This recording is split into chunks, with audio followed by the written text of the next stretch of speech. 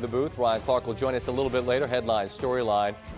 And we will have more from Pete Carroll and Ron Rivera after the Washington football team gets the victory by a score of 17-15. And Washington is right where the season found them at the end of last year. They're in the playoff hunt. And Louis Riddick, I had intended to ask you about Washington winning this game, where it looked like they got a touchdown to Logan Thomas there. I don't know what's a catch and what's not anymore.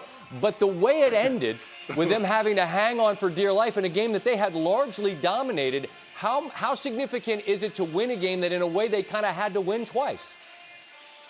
Yeah, it's very significant, Scott, because I think what you're finding out now is that this team believes. It believes that if it fights to the very end, good things are going to happen for it. And that mindset is something that you need when it comes down to the end of the season, and when you have every game being a must-win type of game that's really going to be a 60-minute type of contest. This team has the right DNA. They have the right makeup. They're built the right way. They run the football. They play physical. They have a quarterback right now who can make plays when it's not all right.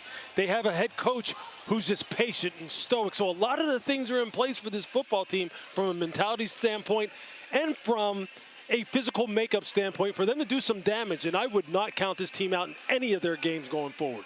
Obviously, you lose your kicker, Sly, and you had a lot of things taken out of play. So they couldn't kick the field goal late. They didn't have a chance to grow the lead. And then they do have to hang on for dear life, and ultimately they do. And, Brian, outside of that last 2-minute, 96-yard drive where Wilson does what he manages to do, pull rabbits out of hats, you tell me what you saw from 58 minutes of this game from Russell Wilson.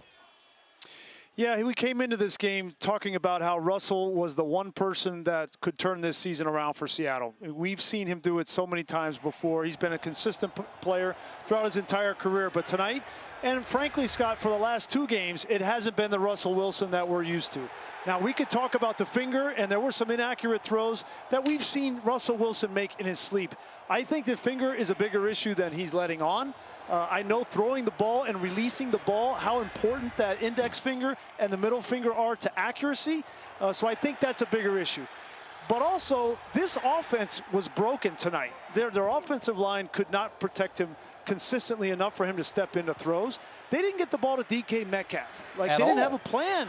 They didn't have a plan to get the ball to DK Metcalf. We watch Devontae Adams and some of the best receivers in the National Football League get the ball, even though we know they're going to be double, triple teamed, scheme it up. Right now, they haven't been able to do that consistently enough.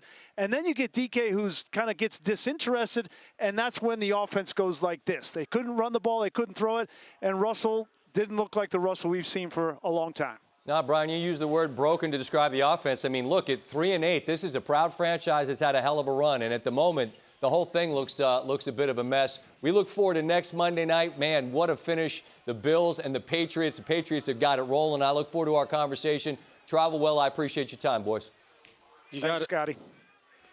All right, let's do our research on the Week 12.